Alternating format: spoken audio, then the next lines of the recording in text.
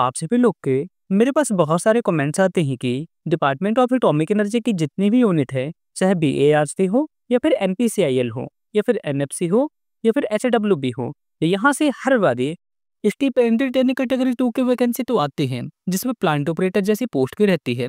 पर यहाँ पे जो आपकी जो 2 साल की ट्रेनिंग होती है ना, तो 2 साल की ट्रेनिंग के बाद यहाँ पे कौन टेक्नीशियन बी बनता है या फिर कौन टेक्नीशियन सी बनता है, इसके ऊपर एक वीडियो बनाइए। तो इस वीडियो पे मैं इसी के बारे पे क्लियर कट बात करने वाला हूँ, तो वीडियो को ध्यान से देखिएगा। तो दोस्तों मैं आपको ये बता दूं, सबसे पहले आप सब लोग देख सकते हैं, आपको ये तो पता होगा कि जो आपकी स्टिपेंडियल ट्रेनिंग कैटेगरी 2 होती है, इसमें 6 मंथ की सबसे पहले आपकी क्लासरूम ट्रेनिंग होती है। इसके बाद आपका जो 18 मंथ बचता है, इसके बाद आपकी ऑन जॉब ट्रेनिंग होती है।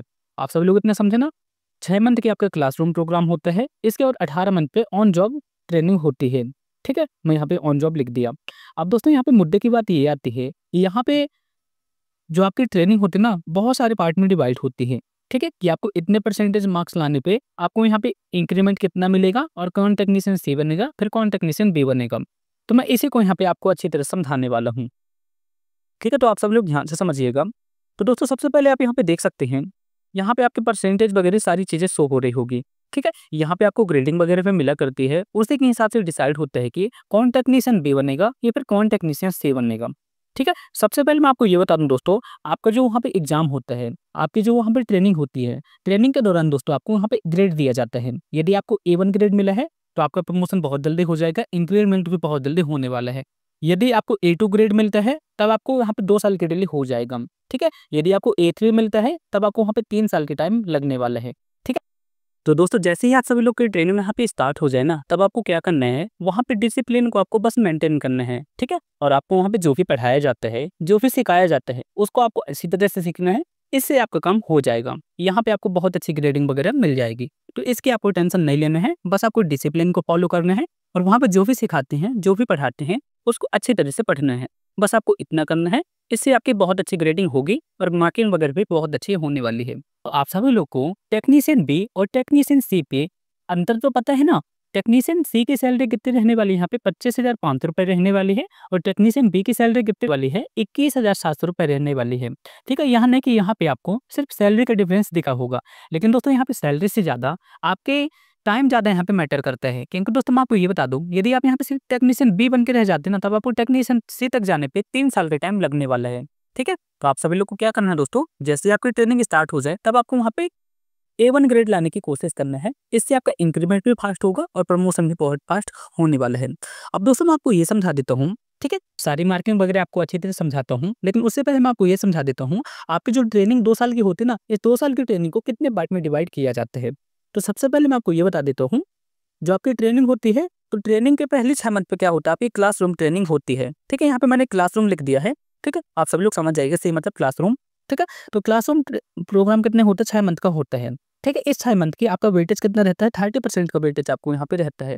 ठीक है, इसके बाद सेकंड पार्ट में क्या होता है दोस्तों, आपकी ऑन जॉब ट्रेनिंग रहती है। ठीक है, ऑन जॉब ट्रेनिंग रहती है, जो कि कितने मार्क्स की रहती है, 40% मार्क्स की रहती है। ठीक है, और थर्ड पार्ट में क्या होता है दोस्तों, यहाँ पे आपका इंटरव्यू होता है, जो कि इंटरव्यू कितने मार्क्स का रहता है, 30% मार्क्स का रहता है। और मैं आपको ये बता दूं, यहाँ पे ट्रेनिंग के जितने भी पार्ट है ना, प्रत्येक पार्ट पे आपको 50% मार्क्स लाना आवश्यक होते हैं। ठीक है, आप सभी लोग समझ गए ना, प्रत्येक पार्ट में आपको 50% मार्क्स लाना आवश्यक होता है, तभी आपको यहाँ पे ऑब्जर्व किया जाएगा। ठीक है, वैसे तो ऑब्जर्व सभी को ही हो जाते हैं, क्योंकि यहाँ पे जो भी सारी चीज़ें रहती है ना, आपको वहाँ पे पास वगैरह सब कुछ कर दिया जाता है, तो कोई दिक्कत वाली बात नहीं है। लेकिन आपको कोशिश यही करना है कि आपको यहाँ प्रत्येक में 50% से ऊपर है और आपको अच्छे से अच्छी मार्किंग और ग्रेड वगैरह मिल पाए। तो इतना आप सभी लोग समझ गए ना। आपकी जो ट्रेनिंग रहती है 3 पार्ट में डिवाइड होती है। पहले पार्ट में आपका क्लासरूम ट्रेनिंग का कितना परसेंट जुड़ता है, 30% जुड़ता है। ऑन जॉब ट्रेनिंग का यहाँ पे 40% जुड़ता है और इंटरव्यू का आपका यहाँ पे 30% मार्क्स जुड़ता है। ठीक है, इतना आप सभी लोग समझ गए होंगे। अब दोस्तों बात करते हैं, यहाँ पे मैंने आपको जो समझाया है, ठीक है, यदि आपका परसेंटेज इसके थ्रू 90% के ऊपर रहते हैं, तब आप यहाँ पे टेक्नीशियन सी बनेंगे, जो कि एक्सेप्शनल होते हैं। और मैं आपको ये बता दूं, एक्सेप्शनल तो यहाँ पे होता है, लेकिन जैसे कि आपका बैच करीब 10 कैंडिडेट का है, तो 10 में से 2 से 3 कैंडिडेट यहाँ पे टेक्नीशियन से जरूर बन जाएंगे। यानी कि टेक्नीशियन से बनते हैं, कोई दिक्कत वाली बात नहीं है। बस आपको वहाँ पे डिसिप्लिन और आपको वहाँ पे जो पढ़ाया जाता है उसको अच्छी तरह से सीखना है। ठीक है, तो इतना आप सभी लोग समझ गए ना। यदि आपके परसेंटेज 90% के ऊपर आते हैं, तब आप यहाँ पे टेक्नीशियन सी बनेंगे। ठीक है, यदि आपके परसेंटेज 75 से लेके 90 प्लस के बीच में रहते हैं, ठीक है, तब आपके यहाँ पे टेक्नीशियन B+3 इंक्रीमेंट के साथ ऊपर जाएंगे। और मैं आपको ये बता दूं, टेक्नीशियन B+3 और टेक्नीशियन C, ठीक है, यहाँ तक आपको जाने पे दोस्तों B+3 से टेक्नीशियन C तक जाने पे आपको सिर्फ 1 साल के टाइम लगने वाले हैं।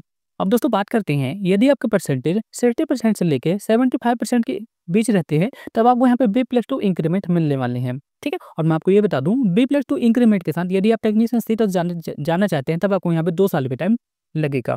अब दोस्तों मैं आपको ये बता देता हूँ, यदि आपके परसेंटेज 50% से लेके 60% के बीच में रहते हैं ना, तब आप यहाँ पे टेक्नीशियन सिर्फ बी बन के रह जाएंगे। और मैं आपको ये बता दूं, टेक्नीशियन बी से सी तक जाने पे आपको सिर्फ 3 साल का टाइम फिर लगेगा। तो आप सब लोग को खुद डिसाइड करना है कि जब आपकी ट्रेनिंग स्टार्ट हो ना, तब आपको वहाँ पे अच्छी तरह से पढ़ाई करना है, जो सिखाते हैं आपको सीखना है और डिसिप्लिन को मेंटेन करना है। इसमें आपका काम हो जाएगा, आपको बहुत अच्छा इंक्रीमेंट भी मिल जाएगा और प्रमोशन भी बहुत जल्द होने वाला है। ठीक है, तो बस मेरे कहने का मतलब यही है दोस्तों, जब भी आपकी ट्रेनिंग स्टार्ट हो तो आपको वहाँ पे डिसिप्लिन को मेंटेन करना है। ठीक है, सारी चीज़ें उनके हिसाब से करना है और जो भी आपको पढ़ाया जाता है, सिखाया जाता है, तो उसको आपको अच्छी तरह से सीखना है। इससे आपका काम हो जाएगा। ठीक है, और टेक्नीशियन B+3 तो आप मान के चलिए दोस्तों, ऑलमोस्ट हर कैंडिडेट का यहाँ पे हो जाता है।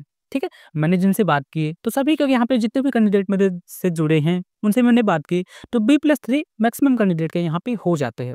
ठीक है, कुछ कैंडिडेट ऐसे भी हैं जो मेरे से जुड़े हुए हैं, टेक्नीशियन C हैं।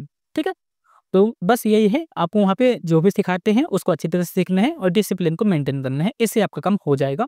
ठीक है, B+3 भी बन जाते हैं ना, तब आपको 1 साल का टाइम लगेगा और टेक्नीशियन C बन जाएंगे। ठीक है, तो बस इतना आप सभी लोग समझ गए ना। और भी आपके मन पे जो भी डाउट हो, आप मेरे से कमेंट बॉक्स में पूछ लीजिएगा, मैं आपको रिप्लाई जरूर दूंगा। और दोस्तों मैं आपको ये बता दूं कि जब भी आपकी ट्रेनिंग यहाँ पे स्टार्ट होगी, आप किसी भी न्यूक्लियर पावर के जॉब करते हैं, तो वहाँ पे फ़ोन वगैरह कुछ अलाउ नहीं होता है। ठीक है, आप कुछ यूट्यूबर क्या बोलते हैं कि मेरी वीडियो वहाँ पे देखी जाती है, ऐसा होता है, वैसा होता है। तो जब वहाँ पे फ़ोन ही अलाउ नहीं होता है, तो वीडियो कौन देखेगा? आप ही बताइए। तो ऐसे लोगों से सावधान रहना है, बस मैं आपसे यही कहूँगा। ठीक है? तो इतना आप सभी लोग समझ गए ना? जब जब से आपकी ट्रेनिंग स्टार्ट हो जाती है और जब तक आप यहाँ पे जॉब करते हैं, तब तक आपके पास यहाँ पे किसी भी तरह का फ़ोन वगैरह अलाउ नहीं करते हैं। ठीक है? हो सके तो आपके पास 2G फ़ोन अलाउ कर सकते हैं, लेकिन वो भी बहुत रिस्ट्रिक्शन के साथ यहाँ पे अलाउ करते हैं। ठीक है? तो आप सभी लोग मेरी बात समझ गए ना? यहाँ फ़ोन वगैरह कुछ अलाउ नहीं होते हैं। ठीक है, फ़ोन वगैरह तो दूर की बात है, यहाँ पे कुछ आप इलेक्ट्रॉनिक आइटम वगैरह को अपने साथ वहाँ पे लेके नहीं जा सकते हैं। ठीक है, न्यूक्लियर पावर प्लांट पे। तो आप सभी लोग मेरी बातों को समझ गए होंगे। फिर भी आपके मन पे जो भी डाउट हो ना, आप मेरे से कमेंट बॉक्स में पूछ लीजिएगा। होपफुली मैंने आपके सारे डाउट को क्लियर कर दिए होंगे।